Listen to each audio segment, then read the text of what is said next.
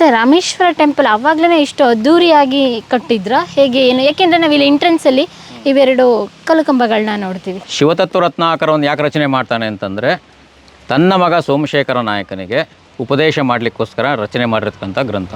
ಏನು ಉಪದೇಶ? ರಾಜಧರ್ಮ ಹೇಗಿರುತ್ತೆ, ಒಬ್ಬ ರಾಜನಾದವನು ಹೇಗಿರಬೇಕು. ಮೊದಲು ಮರದಲ್ಲಿ ಕಟ್ಟಿದರು, ನಂತರದಲ್ಲಿ ಗರ್ಭಗುಡಿ ಭಾಗವನ್ನು ಶಿಲಾಭಾಗವನ್ನು ಮಾಡಿದರು. ಆ ನಂತರದಲ್ಲಿ ಇದು ಟೆಂಪಲ್ ನಿಮಗೆ ರಾಮೇಶ್ವರ ಟೆಂಪಲ್ ಅಂದೇ ಒಂದು ಕಾಣುತ್ತಷ್ಟೇ, ಒಳಗಡೆ 3 ಟೆಂಪಲ್ ಇದೆ. ಈ ರೀತಿಯಾಗಿ ಇವತ್ತೇ ನೀವು ರೆವಿನ್ಯೂ ಇಲಾಖೆಯಲ್ಲಿ ಭೂಮಿಯನ್ನು 5 ಭಾಗ ಕುಷ್ಕಿ ತರಿ ಅಂತ ಏನು ಮಾಡಿದಾರಲ್ಲ, ಅದು ಶಿವಪ್ಪ ನಾಯಕನ ಕಾಂಟ್ರಿಬ್ಯೂಷನ್. ಪ್ರಕಾರವಾಗಿ ಇದು ಗಂಡು ಭೂಮಿ. ಇಲ್ಲಿಗೆ ನಾವು ನಮ್ಮ ರಾಜಧಾನಿಯನ್ನು ಮಾಡ್ಕೋಬೋದು ಈ ಸ್ಥಳ ಅಂಥೇಳಿ ನಿರ್ಧಾರ ಮಾಡಿ ಅಲ್ಲಿ ಆ ದೇವಸ್ಥಾನ ಅಲ್ಲಿಗೆ ಶಿಫ್ಟ್ ಮಾಡ್ಕೊತಾರೆ. 25 ವರ್ಷ ರಾಜ್ಯಭಾರ ಮಾಡೋದು ಒಂದು ಕಡೆ ಇರಲಿ, ಅವಳು ಮಕ್ಕಳಿಲ್ಲ, ಒಬ್ಬ ಮಗನನ್ನು ದತ್ತು ಅಂತಾಳೆ, ಅವನಿಗೆ ಬಸಪ್ಪ ನಾಯಕ ಅಂತ ಹೆಸರಿಡ್ತಾಳೆ. ಅವನಿಗೆಲ್ಲ ವಿದ್ಯೆಗಳನ್ನು ಉಪದೇಶ ಮಾಡಿಸ್ತಾಳೆ.